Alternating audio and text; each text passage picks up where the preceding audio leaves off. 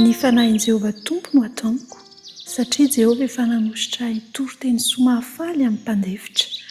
Efa naniraka sitrana ny torotoro fo izy, ary hitoro fanafahana amin'ny babo sy hamoaka ny eo an-tranomaizina ho amin'ny mazava. Isaia 40:1. Miresaka hatrany ny amin'ny fibebahana isika. Ny fibebahana izay tsy ambara telo ny famonjena. Tsy hoe io kory ny tena izy, fa io no azo lazaina fa fototry ny fanavotana sy ny famonjena antsika. Dia izao niresakitsika tany aloha ny hoe miverina amin'Andriamanitra, mibebaka sy ny fona satria efa nalohan'i Jesosy ny trosa, ary rehefa nanaiky ny famonjena dia natao mba haneho ny voninahitr'Andriamanitra.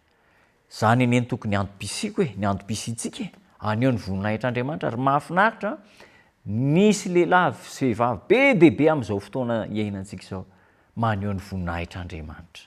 Ekena fa tsy tanteraka amin'ny maha olombelona mpanotantsika fa dia be no maneho ny voninahitr'Andriamanitra, maneho ny herin'Andriamanitra amin'ny toerana rehetra.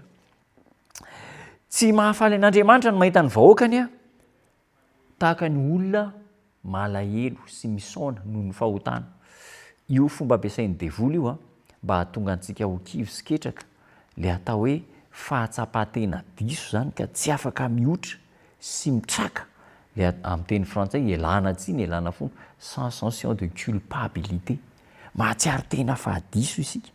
Dia eo mandoalika dia miondrika eo dia efa resy tanteraka, tsy mahavita ninina intsony avy amin'ny devoly zany, fa ny avy amin'Andriamanitra mahatsapa tena fahadiso kanefa misy fanantenana dia mitraka. Hoy ny sokatra masina amin'ny Isaia 1:7 manao hoe: hanolotra ho an'ny malahelo aoziona, eny anome azy hamama ho solona venona, diloilo fifaliana ho solon'ny fahalevona, fahalailovana, fifaliana fitafiana fiderana ho solon'ny fanahy reradraraka, mba hanaovana azy hoe hazo ny fahamarinana na ambolen'i Jehovah ho fampisehoana ny voninahiny. Inona moa tiano resahana amin'izany?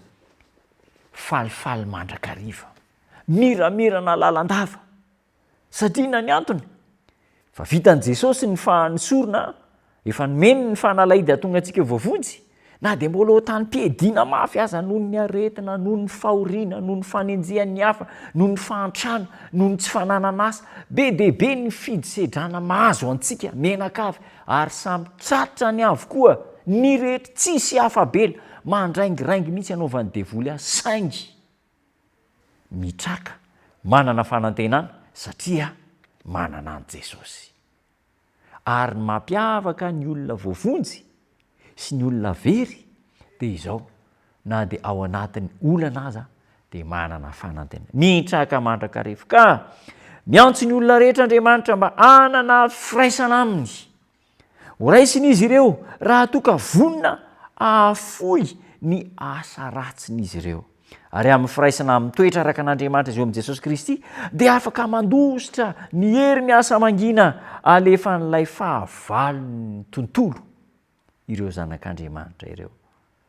Ry namana, tonga ry zao ny fotoana mba ahafahantsika manapa-kevitra hoe hiandany amin'iza isika, amin'ny Satana sa hiandany amin'Andriamanitra?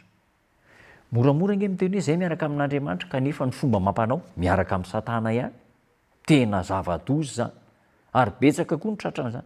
Zay miaraka amin'Andriamanitra, miaraka amin'izay kristiana amin'ny fanafo, fa ny fomba mampanao any amin'ny tsy hita maso rehetrarehetra mahamenatra dia miaraka amin'ny Satana ihany, endrika ivelany fotsiny ny fiarahana amin'Andriamanitra. Aza matahotra ny efary fa ao ny anjelin'Andriamanitra miandry mba hampita ny taratry ny voninahitr'Andriamanitra eo aminao, eo amintsika tsirairay avy, ary na dia atao hoe mandalo fisedrana sy olana maro isan-karazany aza isika dia miandrandra famonjeny faly.